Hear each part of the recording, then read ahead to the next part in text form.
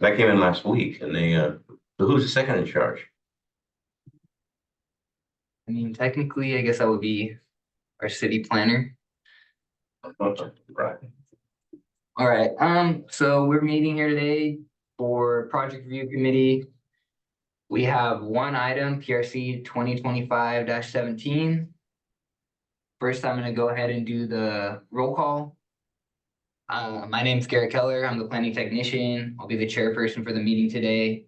We're also joined by Jeff O'Neill, our city planner, Javier Sanchez, the department director for engineering and project management, Clayton Dignam, our fire marshal, James Whitkersham, the chief building official, and Rosia Mejia, our assistant planner. And that looks like all from city staff. I believe possibly Brianna and Joe might be joining late, as well as David Well, Payne. she just messaged me that she was on but lost it. Yeah, I think it's because it shut down for a bit. So they could be joining us here later. If not, they will still provide comments with the PRC comment letter. So at this time, I'm gonna open up for all communications. Anybody that has anything to address to the committee on any matter related to project review can go ahead and speak. Greg Sheldon, 88 North Wilford Drive. I'm wondering in a PRC meeting why there's nobody here. Usually there's too many people here. Seems like kind of hard to get some answers to questions if no one's going to be here or tie in on a Zoom call. So maybe that's something we should look into. For your comments, sir. There you go. Alrighty. Any other members of the public online have any comments? Alrighty, so we'll be moving forward. So the project, like I said, 2025-17, Morton and the subdivision map. The applicant's proposing a 20-lot residential subdivision on approximately 4.89 acres located at 2211 West Morton Avenue. The zoning on the property is RS2, general plan land use is low density residential. So for planning, let me share my screen here real quick.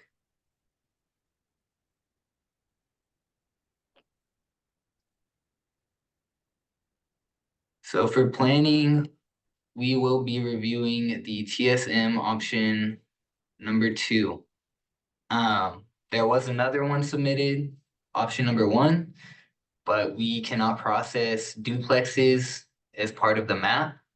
And those would have to be submitted as part of a building permit using the SB9 and ADU laws if they were wanting to proceed. You can still propose the shared driveways through the application of a conditional use permit. With that application, you would also need to apply for lots exceeding the maximum depth. And I believe there was one lot that exceeded the minimum width. So those would be things that could all be applied through a conditional use permit. And as I said, the SB9 and ADU stuff would have to be utilized to achieve the density on the option number 1 map. And of course, that would be subject to the standards at that time and may not be necessarily done as it is shown on the option number 1. But there is a possibility to do that increased density. Other than that, for planning, we just have the standard fees. Subdivision map is $3,004 plus 39 per lot. Final map is $1,672, and a conditional use permit is $1,164. Additional costs could include a environmental review. It is possible that there could be an exemption for this property, but there might need to be a little more bit of an initial study done before we determine that. But that would be determined once we receive an official TSM application. There would also be a Tulare County filing fee, depending on the review, could change. Other than that, with a subdivision map, there is usually a park space required. If there isn't a park space, since this is under 50 lots, I believe you can pay a fee in lieu of, and you would use the most recently adopted standards in Resolution 8, 2025.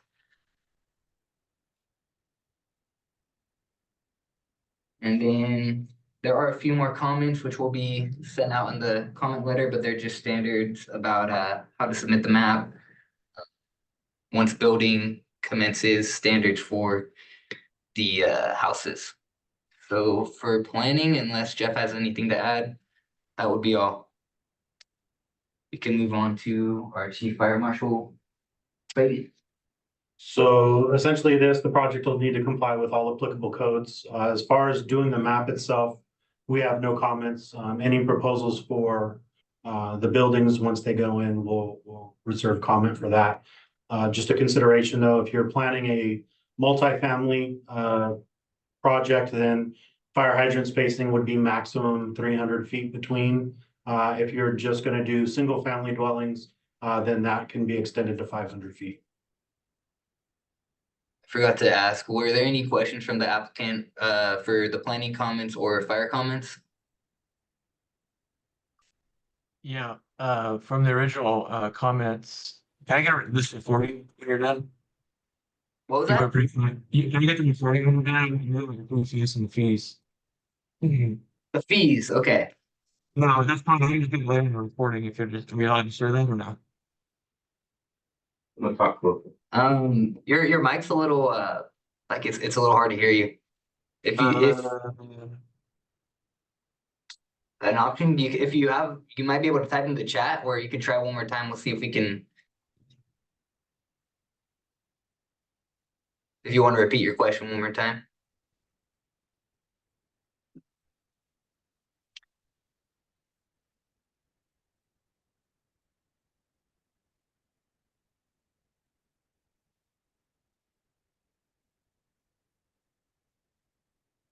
Yeah, we got the chat message. We can see that, Ken.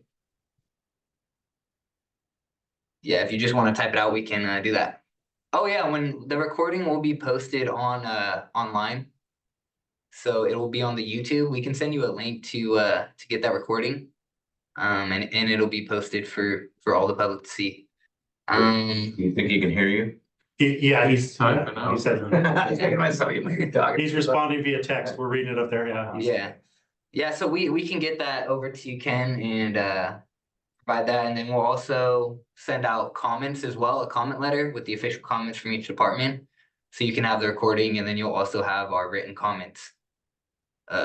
Any other questions?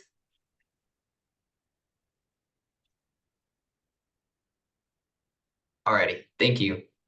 We'll just keep up the chat. If you do have any questions, we can read them, we can see them. So The only other thing from fire is just making sure that approved fire department access is there, and that all proposed roads meet the city standard. sound good. Oh, and there was also a comment made on, so for this map, the road is down the center, which is something the city staff would encourage. I know on the other map, it was offset. And it would probably be more beneficial to do it down the center. So that was just one of our other comments on that. So we're gonna move on to the chief building official, James. No comments for this project, and refuse department was online, but they got kicked off, and I'm getting a message from her on my phone that she's unable to get back on. Not letting her in. Yeah. Let Ken back in. You kind of try a different email or something. Recording in progress. Alrighty. So for refuse, we'll provide those comments. Yeah, it keeps unmuting. Alright, yeah, I think we're good now. So for refuse, we'll provide those comments in the letter. So we'll move on to Javier with the engineering department. All right, thanks, Garrett. For engineering, pretty straightforward. Garrett touched on the park space requirement and or fee, or in lieu fee. I'm sorry. And if you weren't already aware, there was a new park fee that was implemented in January, which took effect February of this year, that assesses both units on a square footage basis and a park improvement fee separate from that. When you get 50 lots or over, then park space is required, and with no in lieu option to do an in lieu fee. So again, you're covered there since you're under that. Obviously, the street would need to be improved to city standards. Water and sewer would be extended to the end of the cul-de-sac. Storm drainage is available in Morton if there's a need to tie into that. And street lights are required as well. The only comment on the bulb is that it'd have to be expanded to be 96-foot diameter minimum to meet fire code standards at the curb face. So that bulb will need to get a bit larger than what's shown. And that's pretty much it from engineering. Got everyone. Did anyone else have any questions or comments about the project?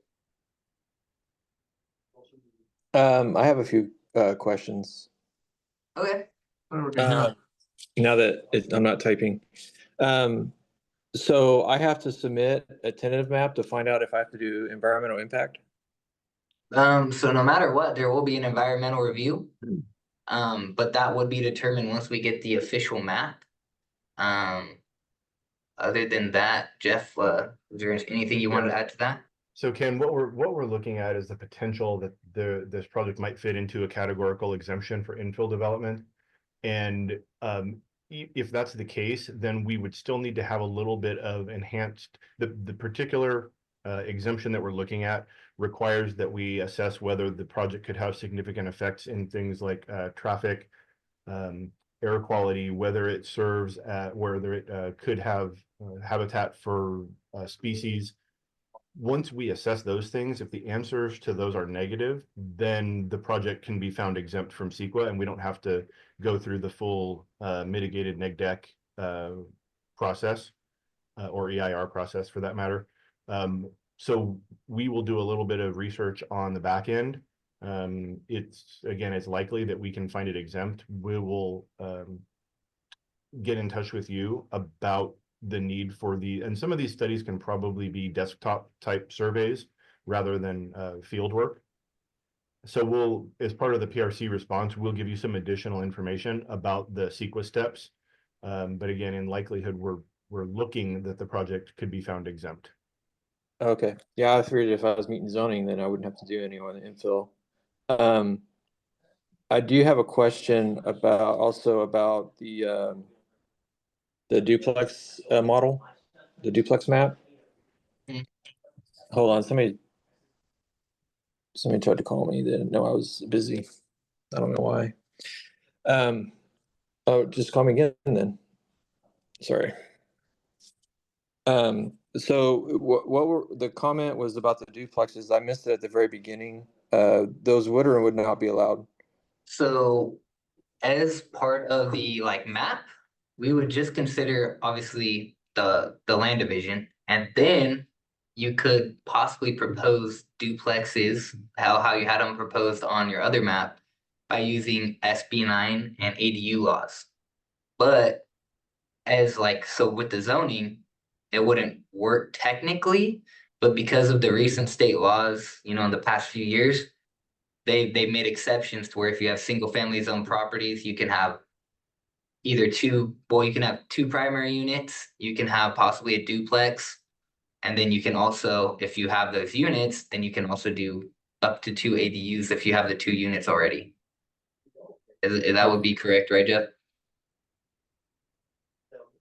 Yeah, essentially what we're looking at is processing it as a single family, because it's zoned RS2, we're looking at processing it as a subdivision of single family zone property. Once the lots are created, the options of what you can put on them then open up based on, like Garrett said, Senate Bill 9 and its recent amendments and a combination of that and ADU law. So we're not actually looking at it as a multiple duplex per lot project because it's single family zoned. But that is a possibility that you could do once the subdivision is completed. The subdivision of the land is completed. Okay, I understand where you're getting at now. Okay, I was approaching it as okay, no, that makes sense. I didn't understand the route you were taking. I understand now. And then so the only comment on that would be the offset road. So there's a comment on lot depth. Is the concern on the offset road that we have lots that are too long, or what's the concern on that? So it's just one of the standards for the land divisions that we have. It's supposed to be no more than 2.5 times the width, but that can be varied with a conditional use permit, as well as a lot width. There's minimums for the RS2, I believe it's 60. And you can use a conditional use permit to ask the council for relief of those standards. Which usually isn't super complicated. And also you would need those for the shared driveways. That would be something that you would want to put on the map when you submit it. Because obviously you can't do necessarily the duplexes on the map, but you could still do, you're gonna need the driveways if you propose them that way. So you would do those, that would also be something that could be allowed under a conditional use permit. So all three of those things would go under the same request to vary from the city standards for the land division. Okay. And then the only other comment I had was on the, like, it's almost like a reverse flag lot on lot 8. It might just be more beneficial to cut it off at the back end and then just give lot 9 a wider area that abuts the Burton property. Okay, say it again. So for lot 8, if you could see my cursor, this little strip of land is Oh yeah. I basically turned in the under, wrong map. yeah. So the comment was to maybe just include that as part of lot 9 instead, because you could actually develop if it's part of lot 9, if it's part of lot 8, you're not really going to be able to put anything on there. Yeah, basically, I have another version that goes from the point at the road directly back to the corner of that rectangle right there. Okay. Is that an angle? Something like that, maybe? Yeah, we're open to whatever. We just wanted to point Okay. that out, that basically that strip would be undevelopable, so might be Yeah. more beneficial to give it to another lot. Yeah, no, we have a different map version with just a crooked line right there, basically. Okay, perfect. Okay. Any other questions? No, I don't think so. Not at this time. Alrighty, I think David Payne joined us late, who's with the water division. David, did you have any comments on this map?